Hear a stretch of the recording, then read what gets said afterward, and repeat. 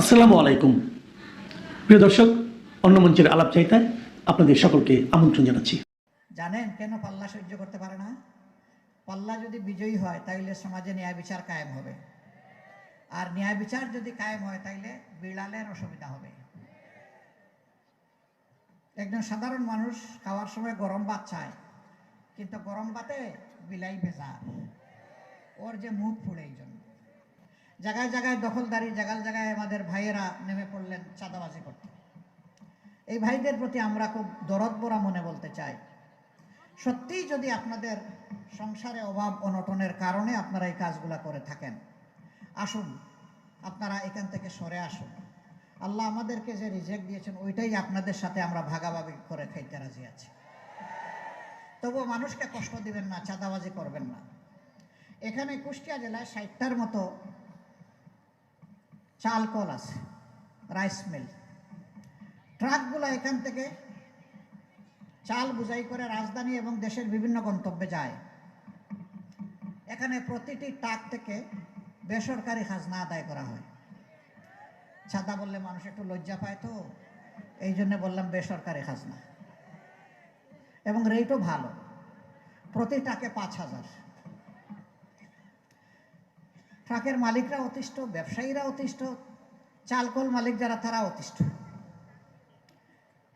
এরপরে আবার বিভিন্ন স্ট্যান্ড দখলের ব্যাপার আছে। আমি অবশ্য ওই স্ট্যান্ডের নাম নেই না, ওইটা নিলেও মানুষ মন খারাপ করে, একদল মানুষ। আপনারা জানেন ওই সমস্ত স্ট্যান্ডের নাম দাম, তাই না? আমরা সবাইকে বলি সরে আসো, ওখান থেকে সরে আসো।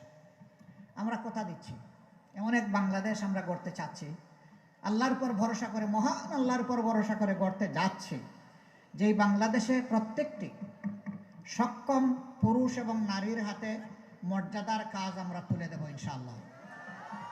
বিশেষ করে যুবক যুবতীদের হাতে, তাদের এই যৌবনের শক্তি দিয়ে তারা যেন দেশকে দারুণভাবে গড়তে পারে, এগিয়ে নিয়ে যেতে পারে। এবং তোমাদের হাতেও আমরা কাজ তুলে দেবো, যারা এই সমস্ত কর্মকাণ্ডে লিপ্ত আছো। সেদিন সম্মানের সাথে তোমরা বসবাস করবা। এখন তো তোমরা অপমানজনকভাবে এই সমাজে বসবাস করো। মানুষ তোমাদেরকে ঘৃণা করে, মানুষ তোমাদেরকে অভিশাপ দেয়। সেই ঘৃণা এবং অভিশাপ থেকে ভাইয়েরা তোমরা সেদিন মুক্তি পেয়ে যাবা। আমরা সারা জাতির সমস্ত মানুষগুলোর মুক্তির চিন্তা করি। আমরা নিজেরা খাওয়ার জন্য রাজনীতি করি না, এবং দলীয় কর্মীদের পেট ভরানোর জন্য আমরা রাজনীতি করি না। বরঞ্চ এদেশের দুঃখী বোখা নাঙ্গা মানুষের পেটে কিভাবে আমরা মুখে একটু খাবার তুলে দিতে পারি আর পিঠে একটু কাপড় তুলে দিতে পারি, এটি হবে আমাদের সংগ্রাম ইনশাআল্লাহ। এখানে নদীকে যেভাবে খুন করা হয়েছে আপনারা জানেন, আমরা এই 2 দিন আগে উত্তরবঙ্গ সফর করে এসেছি, একইভাবে ওখানেও খুন করা হয়েছে। ওখানে 4টা প্রধান নদী আছে, সেই নদীগুলোকে শেষ করে দেওয়া হয়েছে।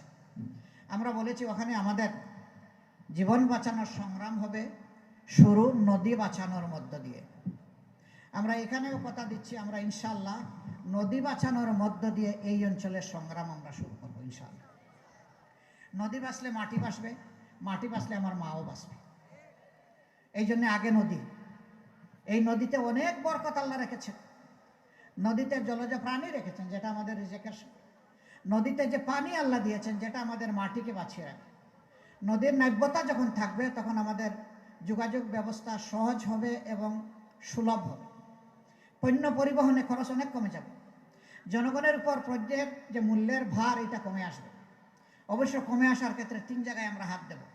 যোগাযোগ উন্নত করা, 2 নম্বর হচ্ছে সিন্ডিকেট ভেঙে একদম চুরমার করে দেওয়া, আর 3টা হচ্ছে চাঁদাবাজিতে যারা লিপ্ত তাদেরকে আমাদের বুকে টেনে নিয়ে অন্য ভালো কাজে লাগিয়ে দেওয়া।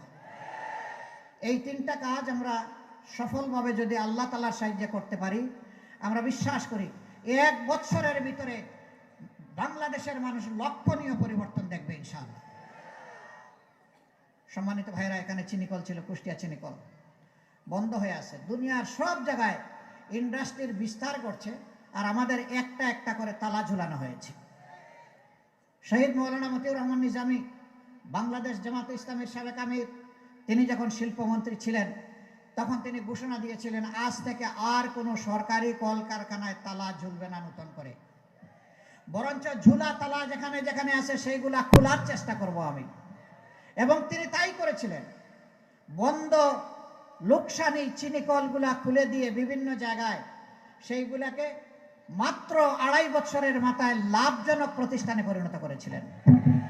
তিনি করতে পেরেছিলেন, তার ব্যক্তিগত সততা ছিল, তার মাঝে স্বজনপ্রীতি ছিল না।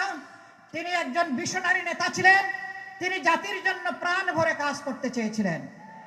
এই জন্য তার পক্ষে এটা সম্ভব হয়েছে। তিনি বুয়েট থেকে পাশ করা কোনো ইঞ্জিনিয়ার ছিলেন না।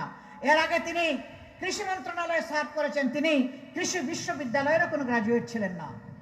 তিনি একজন আলেমে দিন ছিলেন আর ঢাকা বিশ্ববিদ্যালয়ের রাষ্ট্রবিজ্ঞানের একজন ছাত্র ছিলেন। তিনি যদি শিল্পে এসে শিল্পের বিপ্লব ঘটাতে পারেন, কৃষিতে বিপ্লব ঘটাতে পারেন, আমরা বিশ্বাস করি জনগণ যদি সুযোগ দেয়, ইনশাআল্লাহ তাআলা আজিম বাংলাদেশের সকল সেক্টরে বিপ্লব ঘটবে। প্রিয় কুষ্টিয়াবাসী, এখানে 4টা আসন, 4টা আসনে 11 দলের পক্ষ থেকে 4 জনকে দাঁড়িপাল্লা প্রতীকে মনোনয়ন দেওয়া হয়েছে। এই 11 দলের যাকে যেখানে মনোনয়ন দেওয়া হয়েছে ওইটাই 11 দলের প্রতীক। এখানে পাল্লা হচ্ছে 11 দলের প্রতীক, পাল্লা হচ্ছে ইনসাফের প্রতীক। অতীতের সরকারগুলো পাল্লা সহ্য করতে পারে নাই, এই জন্য পাল্লাকে তারা গুম করে ফেলেছিল। পাল্লা আয়নাগর থেকে মুক্তি পেয়েছে আলহামদুলিল্লাহ। জানেন কেন পাল্লা সহ্য করতে পারে না?